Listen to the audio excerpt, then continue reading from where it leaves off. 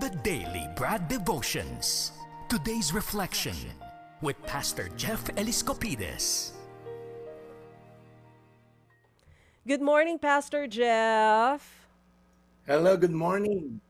Magandang umaga sa ating lahat. Oo, kami muna ni Arnold ngayon kasi wala si Manong Ted at saka si Tita Cha. Naku, pag Nagbakasyon sa nandiyan si Arnold, Tacloban. okay lahat. Ba, magandang Klase. umaga po sa inyo, Pastor Jeff. Okay na yan. Magandang lalaki ka, Arnold. Idol kita eh. Idol ko kayo ni Manong Ted, Pastor.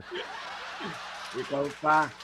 Ikaw ang iniidolo namin. Anyway, Arnold, thank you pasensya so na much. at nakapambahay lang po ang bihis ko ngayon. Bugi ka. Yan tayo. Ang ganda ng pambahay mo, pre. Ako nga nakapantulog lang. Okay. I woke up like this. Naks naman. Buti walang masyadong biyahe ngayon si Pastor Jeff. Pero Pastor, ano bang baon mo para sa amin? Well, maganda dahil start of natawag nating Holy Week, ano? At maganda to, Arnold, and of course, Mase, kasi this is the time na mga Pinoy, ano? Lalo na among Asians, tayo talaga yung, sabi nila, the only Christian nation na dominantly sa Asia. And itong bansa natin, talaga namang nagiging relihiyoso masyado pagka ganito mga season. And rightly so, kasi nga po ito yung isa sa pinakamahalagang part ng history. Dahil ito po yung, again, this week po yung namatay si Jesus at nabuhay, which is, sabi nga ni Apostol Pablo, walang saysay ang pananampalataya mo kung hindi siya nabuhay. Kung namatay lang siya, may Diyos tayo ngayon na ang bangkay ay nasa Israel somewhere, nakalibing, sabi niya, your faith is futile. Walang kwentay pananampalataya niyo kundi siya nabuhay. Kaya starting today towards the Easter Sunday, ito po isa sa pinakapundasyon ng ating pananampalataya as Christian nation. Kaya ngayon po, pag-usapan natin lang, it will lead towards the resurrection. Sabi po sa 1:17:3, at ito ang buhay na walang hanggan. Ang makilala kanila na iisang tunay na Diyos at si Jesucristo na yung sinugo. Sabi, this is eternal life. Kasi sometimes, we all long to have eternal life. I mean, yung rich man na approach kay Jesus, paano ba magkaroon ng eternal life? Pero marami nag-o-offer how to have eternal life. Pero sinasabi po ng verse na to, this is eternal life, that they may know you, yung totoong Diyos. So yung buhay na walang hanggan po, hindi lang sa hinaharap, ito ay nagsisimula dito sa lupa. May relasyon ka ba sa Diyos?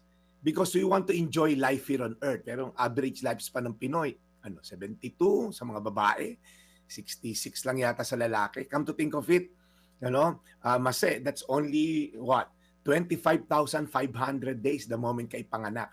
So kung 30 ka na katulad namin, okay? Kung 35 years old ka ngayon, meron ka pa mga 15,000 days. Pero kung katulad kung edad ko, yung totoo na 50, I have only 7,000 days left. Yan po yung realidad ng buhay dito sa lupa.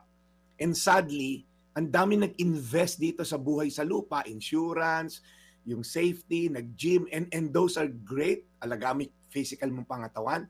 Hindi pinaghandaan yung eternal life. Right? Hanggang dito lang, napaka-short-sighted. Pinaghandaan lang, sabi mo ng 100 years kang nabuhay. Compared to eternity, what's your plan when you die physically? Well, eternal life starts by having a relationship with God, by knowing Him and the Son, He sent, Jesus Christ. Sabi po rito, si Kristo ang tanging daan patungo sa tunay na buhay. Very clear din po sa Bible. Sabi ni Jesus, I am the way, the truth, and the life. No one goes to the Father in heaven except through me. So not by good works, not by any other else, but only through Jesus Christ. Alam niyo po, mahalaga po ito malaman dahil maraming tao gustong mapunta sa langit. Akala nila all roads lead to heaven. Hindi po. Only one road leads to heaven. And that's the road through Jesus Christ. Kaya po gusto ko encourage kayo ngayon.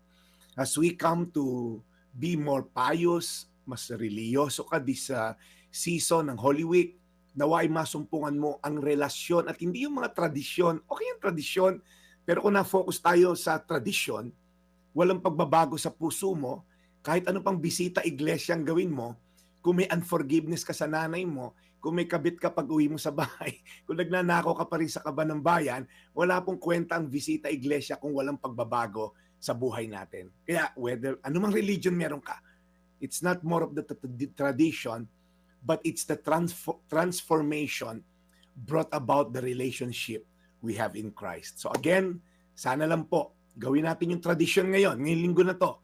Pero kaakibat nun ay ang genuine transformation na mula sa puso at hindi lang for Instagram post na kung saan ka nagpunta ng mga religious site this season. So, linawin ko lang po, 1:17:3, at ito ang buhay na walang hanggan.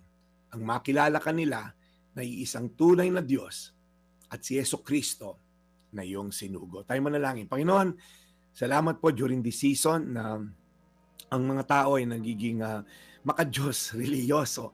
Yung mga hindi pala dasal ngayong linggo na to, Lord, magiging pala dasal. Yung mga hindi nag-aayuno, mag-aayuno or fasting. Yung mga hindi nagsisimba, susuyurin ng maraming simbahan ngayong season na to. Pero Lord, turo mo sa kanila na ang totoong pagbabago ay hindi external, hindi lamang physical, it comes from within. It's an internal transformation that brings external manifestation. So baguhin niyo po ang mga taong panglabas lamang, pakita mo sa kanila na ang relasyon sa iyo magbibigay ng totoong pagbabago, totoong pag-asa. Hindi yung mga tradisyon na ginagawa namin by lip service at hindi sa puso. Lord, maging Kristiyano kami sa puso, hindi lang sa nguso.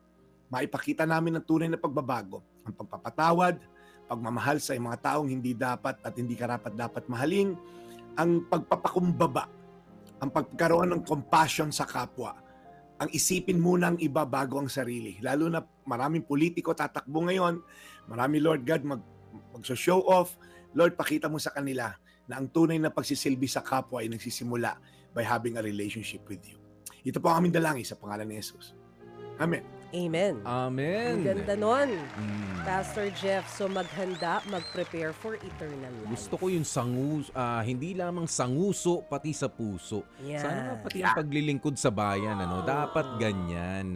Minsan nga kahit wag nyo nang gamitan ng nguso, basta may puso. Correct. Correct.